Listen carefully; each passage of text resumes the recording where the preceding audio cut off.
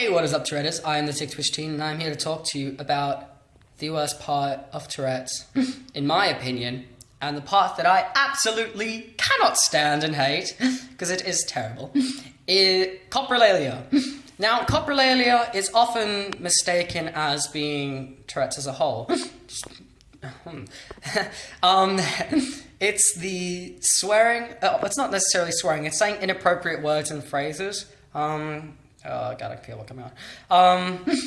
It comes from the Greek word, I don't know what it is, but it actually means feces and talking. Shit, cunt. So, it's kind of like shit talking, basically. So, it's kind of, I found the translation quite funny. But now, it is it's not very rare. It's rare, but it's not so rare that it never happens. Because quite a few people that I know, especially on YouTube, I find there's a lot of people who do YouTube videos on Tourette's that actually have Coprolalia. I don't know what the similarity is. Maybe, I don't know. Most people maybe just don't make videos, and the people who have Coprolalia do? What? I don't know. I started making videos after my Coprolalia, so I don't know, but that's not what we're here to talk about. We're here to talk about what Coprolalia is. Now, I've already said what it is, and only about 15% of people with Tourette's actually experience this symptom. I'm one of those 15%, and I can tell you, it is terrible. Fuck off, cunt. Sorry. There goes the camera shaking. See, I can live with all of the other tics. I can live with the twitching. I can live with the squeaking. Because people don't notice it that much. They don't care. It doesn't bother them that much. Eventually it becomes background noise. But when you're shouting out random stuff, it's a confidence hit to myself. It makes me feel terribly embarrassed in public. I hate going out with it because it's really bad. Like, I was just out now and there were a bunch of schools. And I know I seem all strong with my Tourette's, and you know what? I don't let it get to me, but it's really hard. Coprolalia, it's the one thing I cannot stand.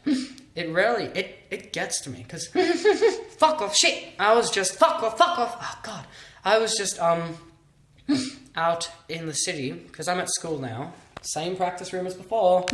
I've been off of school for 3 weeks because my Tourette's has gotten pretty bad again.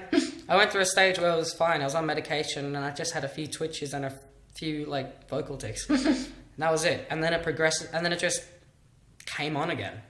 So I've been making videos about it to try and, because I kind of forgot about making videos. I thought, oh, you know what? It's not bothering me that much. I won't make videos. But now I think, you know what? I need to help other people as well. And it's kind of like a diary for me to get my feelings out and to educate people.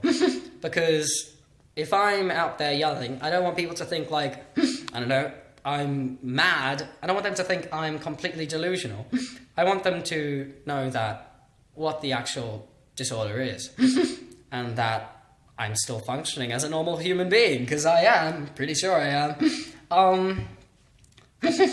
But yeah, I was just out in the city, and I went to go get a 7-Eleven coffee, and there were a bunch of school groups out. I think it was urban or something for them, where they go into the city, but it was really hard. I hated it, because I had to cross the road, and there were a bunch of school groups on the other side. And I was trying to suppress my tics, and I did pretty well at suppressing them. But then once we crossed the road, it came out, and it was like a volcano. I was just tick, tick, tick, tick, tick. And then one of the guys said, stop swearing. And I didn't look back at him, because I thought, you know what? He knows what it is, obviously, because otherwise he wouldn't have said that comment. But I just ignored it. I mean, it did get to me. I kind of felt, I don't know, you feel isolated when you're doing it.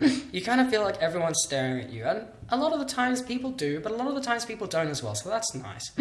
But it sucks, especially when I have to ride the train home. It's not fun. It's the one part of Tourette's that I can actually say I hate. I absolutely hate Coprolalia. It's terrible. I mean, sometimes the stuff it says is funny. I agree with that. but a lot of the times it's crap. Now, what does it feel like? For me, it feels different to my other tics. My other tics kind of have an urge that I have to let them out. Well, I think all my vocal tics have a different urge to my physical tics, obviously. But it's more overwhelming. It's like this thing just comes over me and all of a sudden just bursts out. Like, it's very hard to stop it, and the force builds up more extremely than my physical tics and my other vocal tics. And I can try and hold it in. I can't hold all of them in. Some of them just come out like boom, like it's an explosion. It's terrible. But when I do suppress them, then they come out worse later on. Obviously, with all tics, I'm pretty sure that happens with all tics.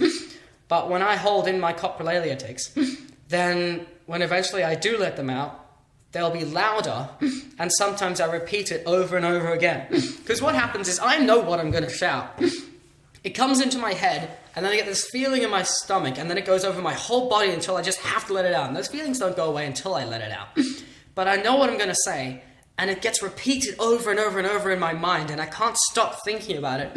I've tried distracting myself, but I can't. It's just, you're always thinking about it, and you can't stop thinking about it. And then eventually, it just comes out. And it's terrible. It really sucks. If you have coprolalia, you know, it sucks. It's been shown as such a, humorous disability and humorous symptom of Tourette's that people in public find it funny. And it's distressing. It's not nice. I can deal with people. I don't mind. Let people stare. That's what everyone says, but because it's a strange, very strange disorder. But yeah, I'm living with it. I will say my confidence does go down a lot when I'm ticking with coprolalia, and I really honestly want the ground to just swallow me, especially when I'm at school, because I'm inside an indoor school at the moment. It's just one building, so if you shout something, it echoes around the whole school. Yeah, pretty terrible. And in class, when I'm comfortable with people, when they ignore it, of course, I'm just back at school now, so I actually haven't been in class yet. So when I do go in class, there's some new people here that probably aren't going to be used to it. Because last year I had my coprolalia and it was pretty bad. This year I didn't have it until about 2 weeks ago, but I've been off school. Now, I'm going to have to explain to people. And that sucks, but it's good because then once they ignore it, it'll happen less and it'll be a lot quieter. I notice, because then I can stop thinking about it. I don't think, okay, you have to not tick in class. I just let it out and I focus on my work, and it's a lot quieter then. Like right now I'm focused on the camera. I'm gonna sneeze. No, I'm not. Sorry. I'm focused on the camera and I'm focused talking to you guys, so I don't tick as much. But I will say one thing. I'm a lot more confident talking to you guys because I'm talking to a phone, so I'm not actually having one-on-one conversation. But when I have one-on-one conversations with people, I get very anxious. On Facebook, if someone messages me, if it's real-time conversation, I can't handle it. One-on-one situations, because I have a problem with anxiety as well, social anxiety, and just thinking of it now, I can't stand one-on-one social interaction. If there's at least 3 people, like as in I'm one of them included, if there's at least 2 other people, I'm perfectly fine. I can talk to them, whatever. But once it's one-on-one, I freak out. I don't know why. I'm seeing a psychologist now, so I should get over that. But yeah, that was just a little video on coprolalia. I didn't tick too much in that video. That's pretty good. I was kind of almost hoping I'd tick more to show you what coprolalia is, but it didn't come over me. So yeah, I hope you enjoy your time, and please subscribe to my channel because I will be making fairly regular videos on Tourette syndrome. On my Tourette syndrome, and also educating you about other forms of Tourette syndrome. Because my Tourette syndrome, I have coprolalia. Well, the ones that have the fancy names, I have coprolalia and copropraxia, which is the obscene gestures, and I'll probably make another video on that. But yeah, please subscribe, and also don't forget to like this video. I've been finding that I'm getting likes on all my videos, and I don't think I've gotten 1 dislike yet, so it's very encouraging, and to see that people are actually watching my videos, it makes me feel, I don't know, accepted. Not as it like feels sorry for me accepted. I mean, it feels cool. I always wanted to make a YouTube channel, but I never knew what to make it on. And I tried making a YouTube channel a long time ago, and it didn't work. I got like maybe, I don't know, 500 views, if that even, and like 1 subscriber. It took me forever to get a subscriber. But then I started checking, and I was going on YouTube to search up for people who had Tourette's to try and find out more about my disorder. What, sorry. And then I decided, you know what? I've tried to make a YouTube channel before. I might as well make one now. So I decided doing this, and it's turned out really well. And it's nice because I feel connected to you guys. Like, I can speak to you guys, and you guys can speak to me. And also, yes, please give me any video suggestions. I need video suggestions because I don't know what to do myself on. Next one, I'll do Coprolalia, but then I need video suggestions for after that because I don't want to stop making videos. So yeah, I'll probably release another tics in class. I'm releasing those tics in class just because when I had Tourette's, I kind of wanted to see other people's Tourette's. I don't know why. It kind of made me feel more comfortable and less alone. So I was searching up tics in class, and I saw one person's tics in class. I think it was, oh gosh, what's her name? I don't remember the name. I think it's like Megan Squareth. Yeah, I think it was her, Megan Squareth. You should check out her channel. She's cool. But yeah, there's quite a lot of Tourette's channels on YouTube, so you should really subscribe to them all, because if you get updates from all of us, I'll try and contact some of them and maybe do like a collaborative video, because if we're all giving out information, you can absorb information from all of us, and then you're a genius when it comes to Tourette's. So yeah, I will release another one of those soon maybe. But yeah, so as I said, subscribe, like the video, and goodbye.